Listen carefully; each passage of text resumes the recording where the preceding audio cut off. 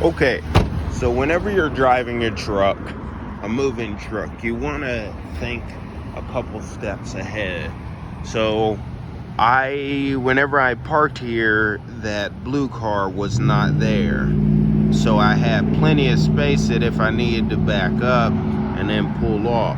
I thought ahead on purpose because I know that sometimes, people gotta park. So what I did is I parked far enough from the curb that I can turn the wheels sharp and pull out.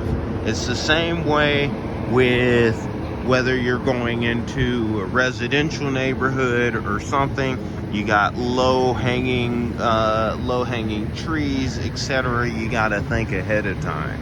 So that is very important. Also, if you're pulling up to a gas station and you're starting to see where people are, you might want to sit back somewhere and wait and kind of point out how you're going to get in, where you're going to get in whenever it comes to a gas station.